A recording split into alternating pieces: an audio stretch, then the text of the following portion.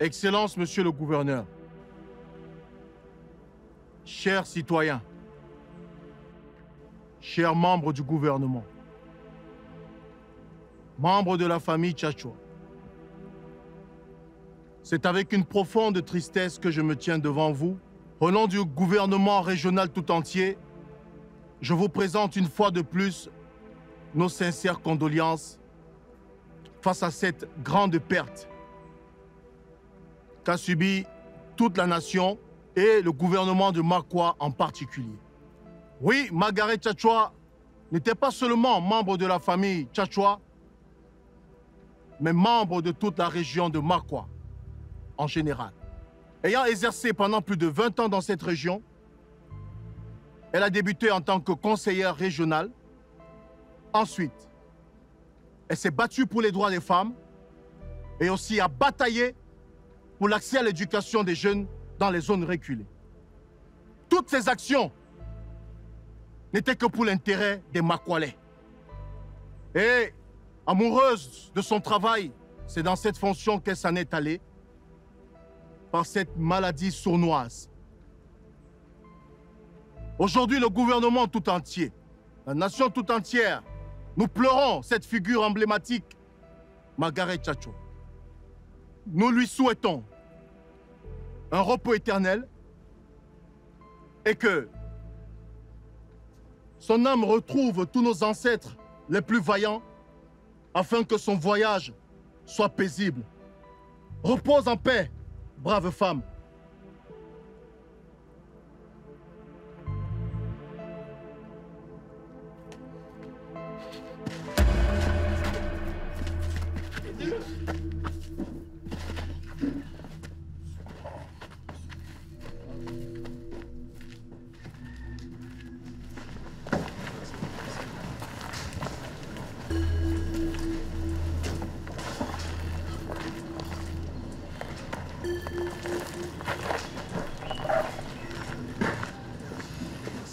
C'est sûr que tout ce qu'il disait, c'était le mensonge. Nakato aussi.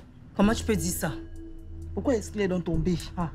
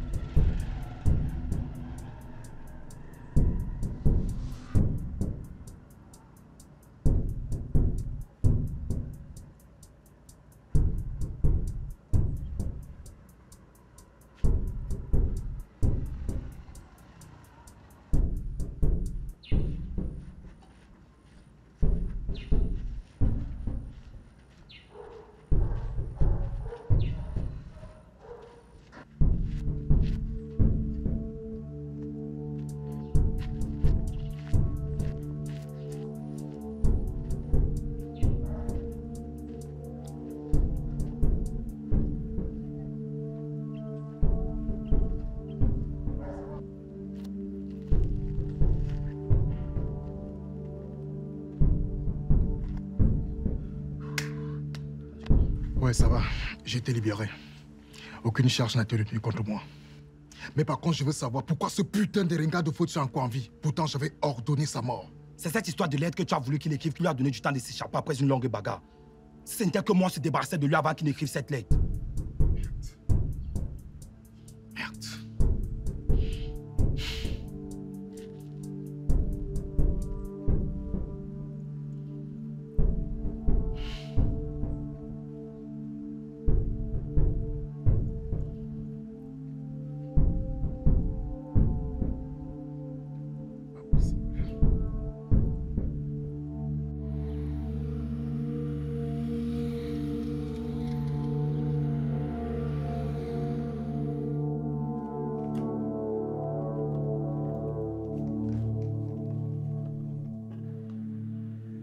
Madame le procureur, Quelles sont vos instructions au sujet de l'affaire Bissek? Je reste à l'écoute.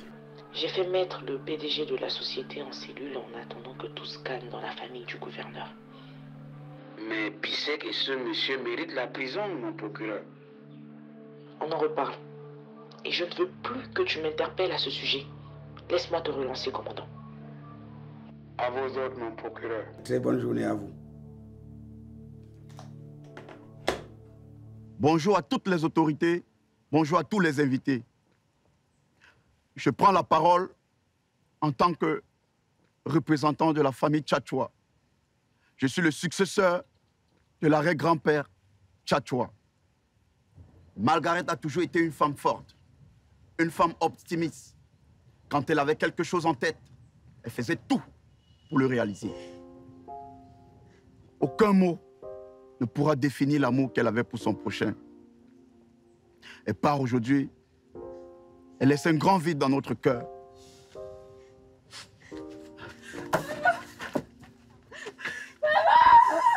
Lâchez-moi! Lâchez-moi! Lâchez-moi!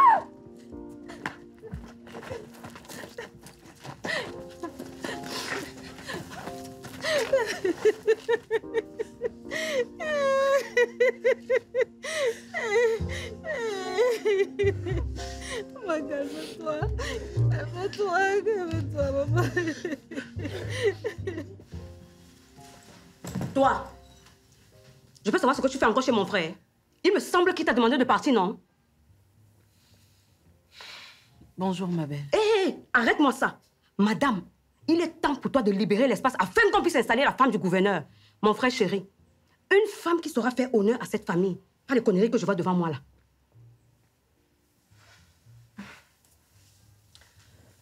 Ma belle, quand est-ce que tu vas arrêter de t'ingérer dans les affaires de couple de ton frère? Tu ne peux pas te trouver un vrai homme. Regarde-moi celle qui m'adresse la parole. Sale petite profiteuse. Tu crois que tu vaux mieux que moi parce que tu es fiancée? On verra si ça va durer. Hé, oiseau de mauvais augure, retire tout de suite les paroles négatives que tu viens de prononcer sur mon couple. Espèce de jalouse. Qui est jalouse? Moi. De qui? Ma belle, tu es jalouse de toutes les femmes qui ont un homme dans leur vie, alors que toi, tu peines à en garder un. Tu es une sale petite aigrie, incapable de se trouver un vrai homme digne de ce nom. La preuve, tu t'es trouvé un sale type qui est à l'origine de la mort de ta mère. Oui, ma belle, c'est toi qui es à l'origine de la mort de ta mère. C'est à cause de toi qu'elle est morte. Tu t'adresses, tu dis ça à qui? Tu dis ça à qui? Allez, mince!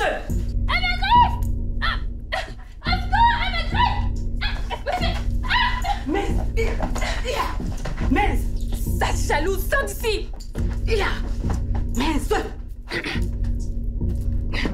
d'ici! Je t'ai raté, Manouna. La prochaine fois, hein, à gauche du pépé.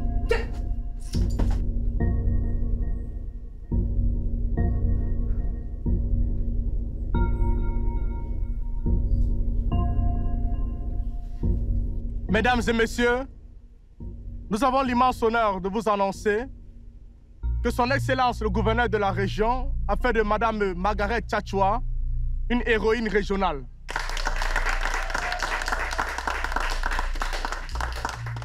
De ce fait, elle sera inhumée au Panthéon régional auprès des autres héros de la région. C'est quoi cette histoire de Panthéon? Il n'en est pas question. Vous avez tout décidé concernant les obsèques. S'il te plaît, calme-toi, on n'y peut rien. Vous avez tout décidé concernant les obsèques de notre mère, sans nous demander notre avis. Notre mère sera enterrée au village et non au Panthéon. Maggie doit être enterrée au village, aux côtés de son mari. Vous avez l'air Maggie où? Maggie doit être enterrée dans son village. Lâchez-la.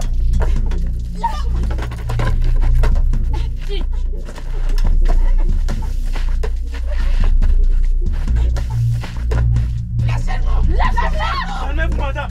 Lâchez-moi. C'est calme, madame. J'ai dit lâchez-moi.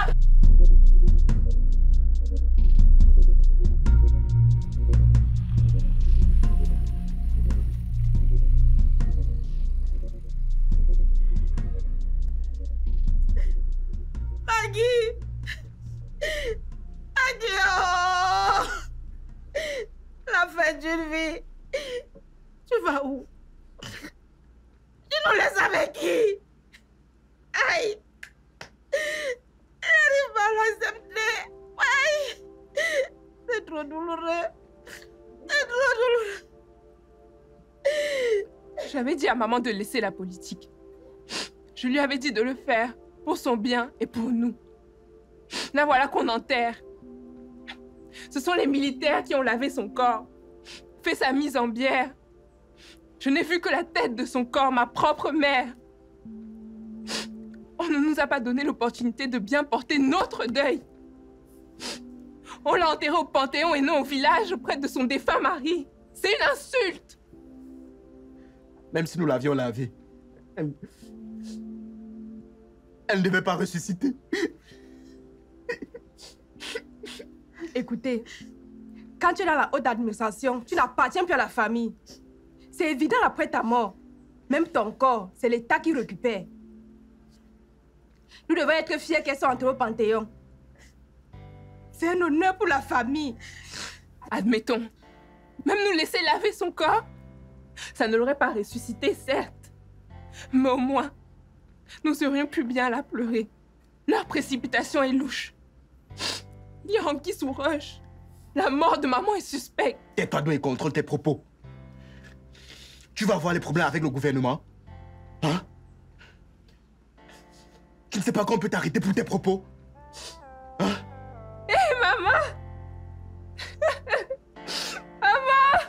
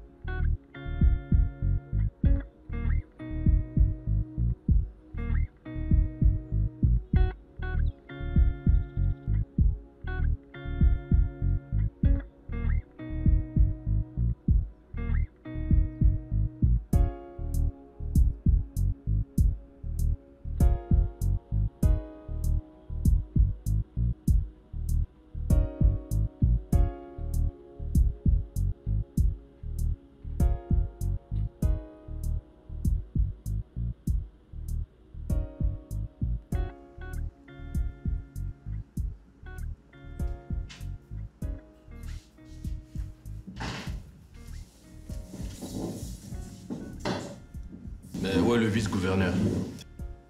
Il est en retard.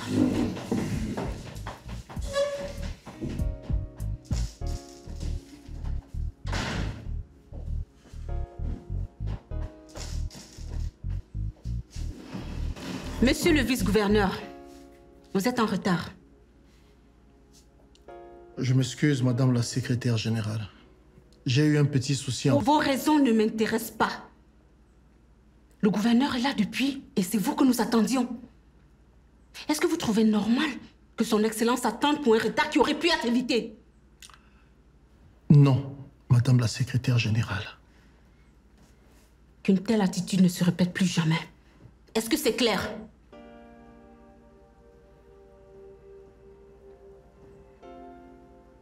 Vous pouvez prendre place.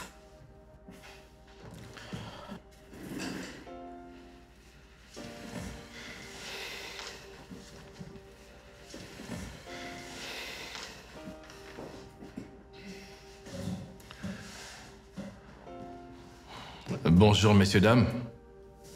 Bonjour, monsieur le gouverneur. Bonjour, gouverneur. Si j'ai convoqué cette réunion, c'est pour vous dire merci à tous d'avoir honoré, comme il se doit, la mémoire de la présidente de l'Assemblée régionale, la regrettée Margaret Tchatchoua, qui a servi cette région pendant des décennies. Je vous invite tous à œuvrer avec impartialité et rigueur dans l'exercice de vos fonctions. Le gouverneur est en train de tenir un discours. Si vous voulez faire ou dire quelque chose en sa présence, vous devez demander mon autorisation au préalable. Est-ce que c'est clair?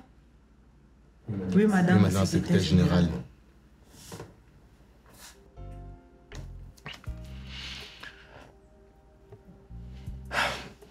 Bien, comme je disais, il faut qu'on travaille bien pour que le peuple soit fier de nous, pour que Maggie, de là où elle se trouve, soit fière de nous.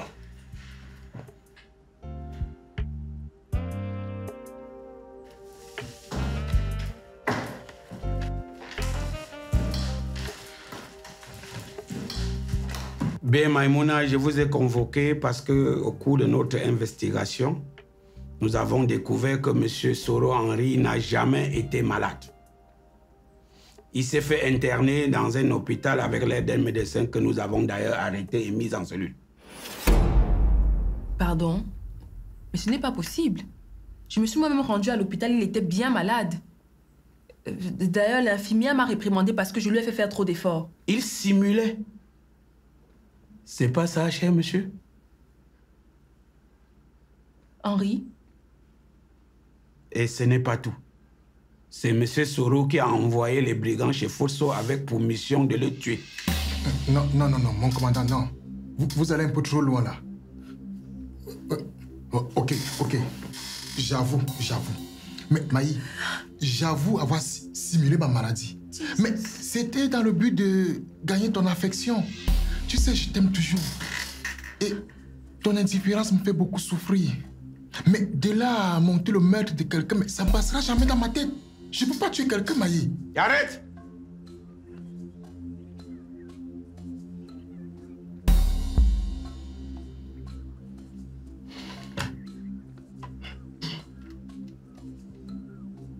C'est Jean Mbolo. Amène-le rapidement.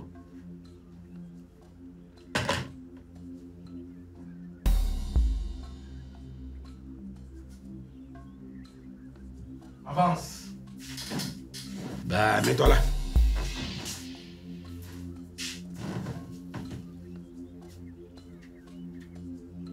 Vous le connaissez pas?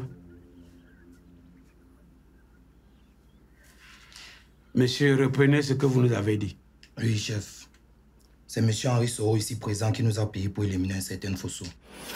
Henri, tu es un monstre! Tu es un monstre! Je te déteste! Comment tu peux faire ça? Comment tu peux faire ça?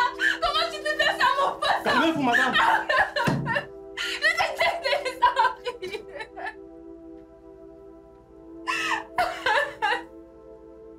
Je n'arrive pas à y croire.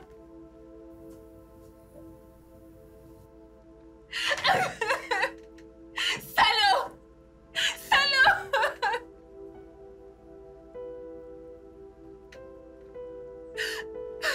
Henri, je t'interdis de t'approcher dorénavant de mes enfants et moi. Je ne veux plus jamais te voir dans mon 1,50 m. Espèce de monstre! Ça suffit! Amène ces deux malhonnêtes en cellule. À vos ordres, mon commandant. Je veux vous. Avance.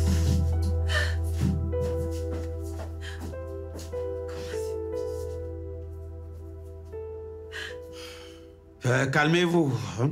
Ils vont faire la prison. C'est inévitable.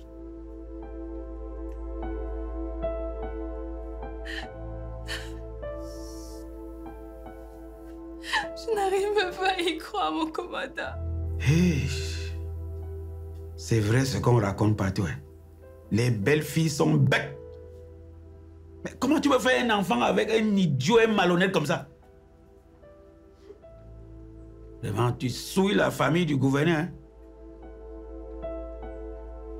Wesh.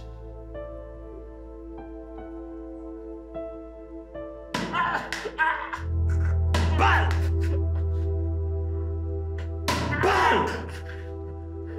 Balle pour ça! Balle! C'est la première dame qui t'a donné l'ordre, n'est-ce pas? Balle! C'est la première dame qui t'a donné l'ordre, n'est-ce pas? Balle!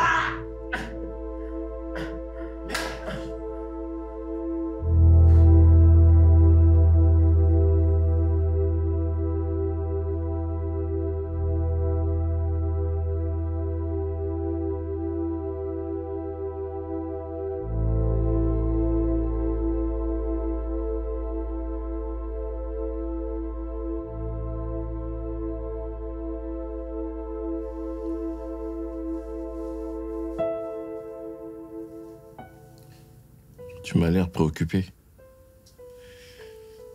Je suis un peu déçu hein, avec le match qu'on vient de faire. Normalement, tu devrais être détendu. Qu'est-ce qu'il y a?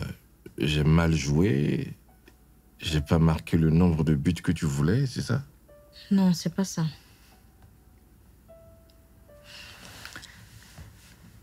C'est vrai, je suis un peu préoccupée. Qu'est-ce qui ne va pas avec ta femme? L'ambiance autour d'elle est devenue morose et ça ne me donne plus envie de continuer à travailler avec elle. Elle dégage une énergie tellement négative. J'ai peur d'être absorbée. Déjà, je comprends pas pourquoi tu as accepté de travailler avec elle. Elle était gentille avec moi et elle est facile à vivre.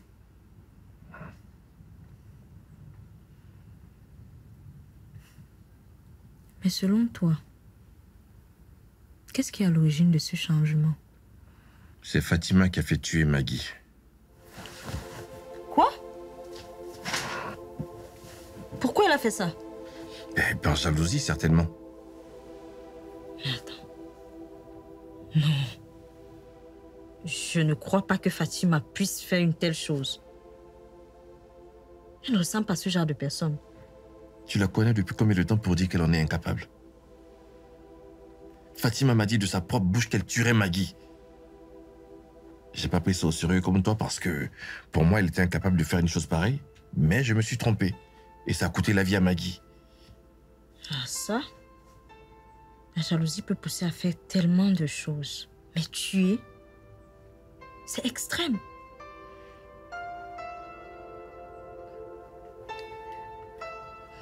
En tout cas, elle m'a quand même aidée.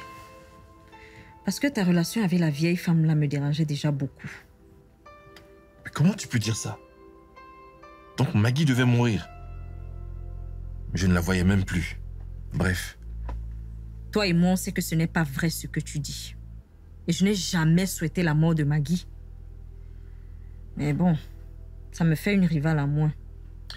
Je ne sais pas pourquoi vous ne me prenez jamais au sérieux. Vous, Mipoki. Fatima et toi, vous me saoulez avec vos histoires.